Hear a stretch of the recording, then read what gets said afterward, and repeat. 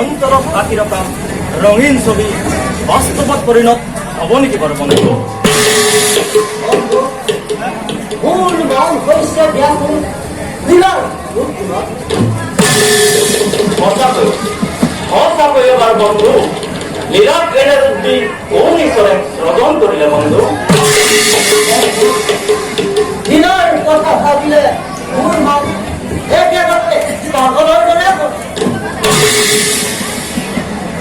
বন্ধু লীলাৰ রূপ গুণত আমি তার কিয় পাগলের দ্বারা হয়ে পড়ব বন্ধু? বন্ধু লীলার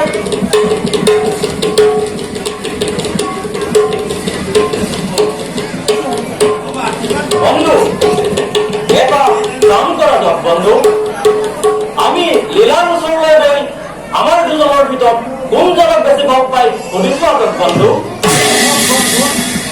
উত্তম উপায় নহয়। বলা বলা বন্ধু এতিয়া যাওঁ লীলাৰ সমিতি। নকৈ সাজি উঠা বসন্ত কালৰ লতিকাবিলাকে সুন্দৰভাৱে মোক প্ৰাণ কৰি ভাঙি ধৰিছে। এফালে কুলিৰ গুণগুণনি আৰু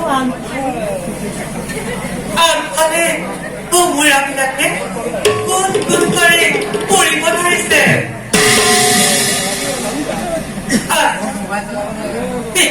মৃগয়ালো হৈছে এক ধুনীয়া হৰিণ পোৱালি লৈ আহিব। তাৰ কাৰণে এতিয়া মই এডাল মালাকে ৰাখো।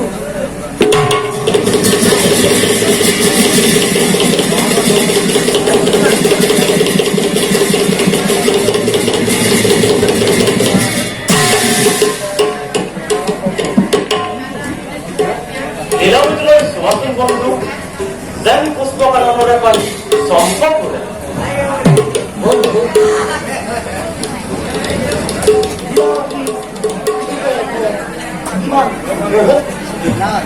লীলাবতী লীলাবতী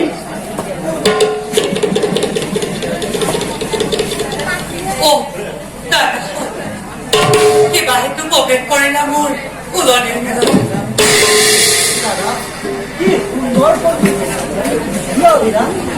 তোমাৰ ফুলনিত আহিব নাপায় নেকি? নিশ্চয় পায়, কিন্তু এইদৰে চোৰৰ দৰে নহয়। কি ক'লা লীলা? আমি এতিয়া চোৰহে হলো? ধেমালিহে কৰিছো, বেয়া পালে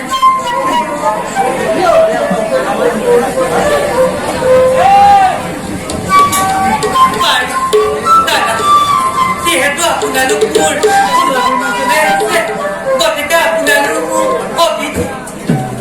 কওকচোন দাদা, এতিয়া মই অতিথিয়ে কি উপহাৰ দিম? উপহার উপহার আমাক একো নালাগে লীলা, আমি তোমাক এটি কথা সুধিম বুলিহে আহিছো। কোৱাচোন লীলা, তুমি আমাৰ দুইজনৰ ভিতৰত কোনজন?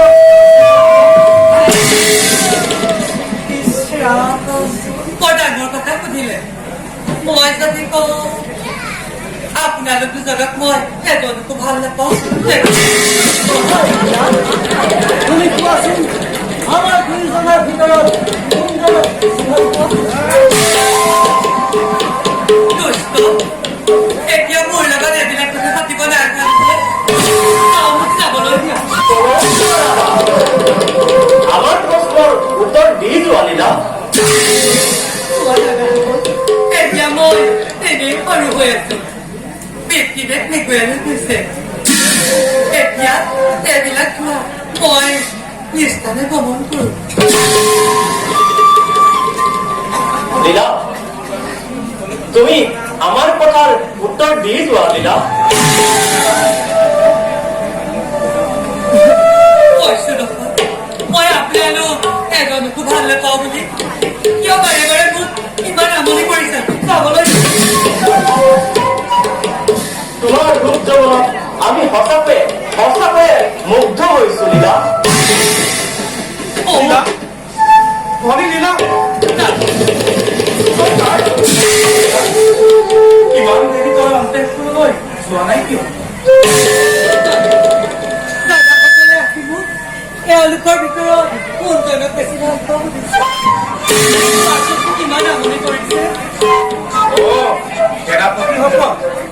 তোমালোক ইয়াতেই আছা মই তোমালোককেই বিচাৰি গৈছো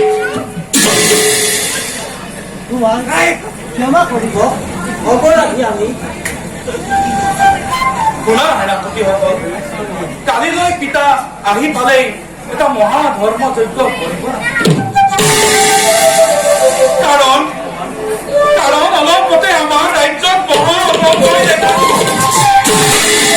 সেয়ে সেনাপতিসকল যজ্ঞৰ সকলো সম্ভাৰ যোগাৰ আৰু গোটেই শান্তিপুৰ ৰাজ্যত প্ৰচাৰ কৰি দিয়া যাতে সকলো প্ৰজাই যজ্ঞলৈ আহিব লাগিব ধৰ্মৰ নামত সন্তুষ্ট হৈ শ্ৰী হৰি এই জগতত ধৰ্মৰ বিনে হৰি বিনে অন্য গতি নাই কুমাৰ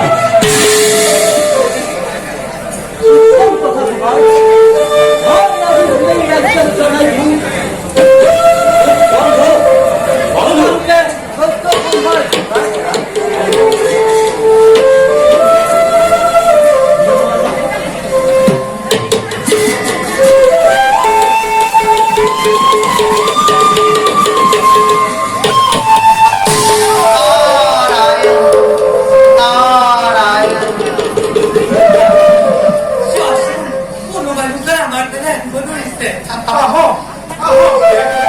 এই এখন গ্ৰহণ কৰ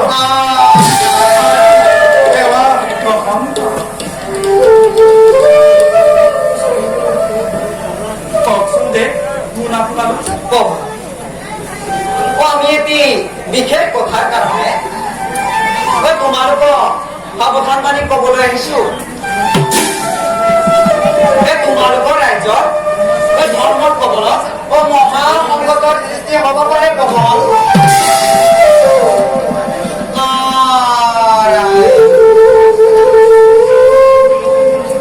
চোৱা সেনাপতি মোৰ সপোন আজি দিঠকত পৰিণত হল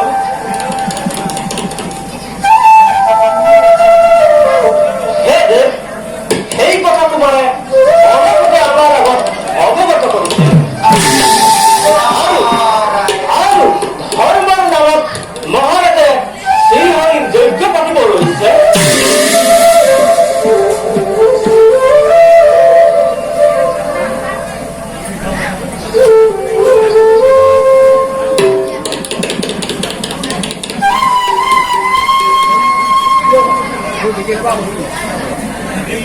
বাছা আমাৰ পইচা জানিনো কি কৰিবা নাৰদ আৰু এওঁ ধৰ্ম সমগ্ৰ সংসাৰৰ ধৰ্মৰ ভাগ তেওঁৰ ওপৰতে প্ৰতিষ্ঠিত